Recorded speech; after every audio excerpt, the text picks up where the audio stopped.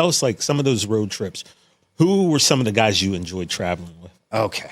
So my first road family. And then I'll give you part two of this. Part two right away? You were one of the first wrestlers I ever saw had a tour bus.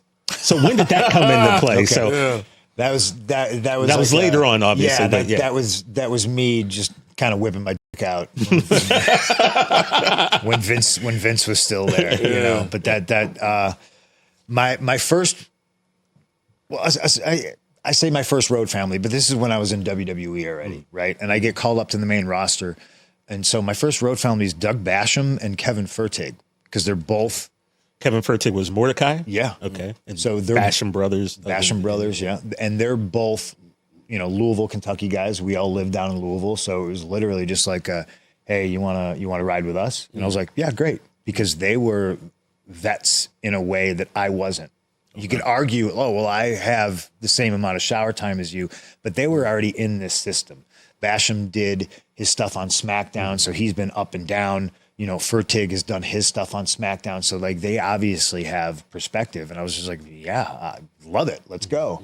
So one of us would print up MapQuest directions. This is pre-GPS. These kids today don't even understand a Thomas Guide or anything like that. They would have no idea. Just a giant road atlas. Yeah. That's how me and my boy Ace used to do it. Yeah, just a big ass road atlas. That's how we had to. I still have one in my car right now. Just an old school map. You know, you on expedition, bro? You just never know. What if the grid goes down? You know, I got to find my way to Reseda. Smart. You know, wild, dude. It's gonna be a wild show with you. But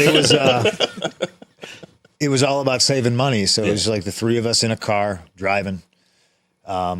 Three of us in a hotel, you know, somebody's either sleeping on the floor or you flip one of the mattresses over, somebody's on a box spring, or you get a cot, you know, and you just, you know, you split everything three ways. You made it work. Yeah. Yeah. And you 100% made it work. And then I think both of them wind up either getting sent back down or released. And then I'm like, I'm kind of on my own. And then I immediately am like, you know, the den mother, where like now I got a couple of years under my belt and I'm seeing kids getting called up from developmental, and I'm immediately going to them and rounding them up like, hey, you want to ride with me? Yeah, ride with me?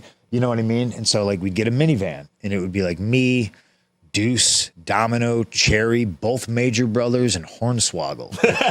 So like what a band. 6.5. 6.5 people. For those that don't know, Hornswoggle was he was a smaller wrestler. Like you get a minivan. Like nobody wants to rent a minivan, but they're the cheapest thing. So you do what you can. Yeah. And we try to jam like all of us in a hotel room, which is save that money. Yeah. And it's just, and then there's a draft and I get drafted to a different show, and it's just like, you know, and then Kofi gets called up and I immediately first day go to Kofi and be like, you got any buds here? Is there anybody you're gonna ride with? And he's like, no, man, I don't know anybody. And I was like, all right.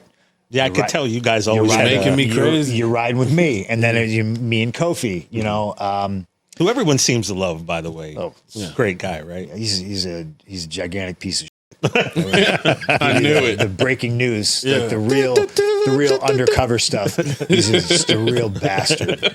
He's a great actor. A real That's bastard. our headline. Yeah, don't believe the hype, everybody.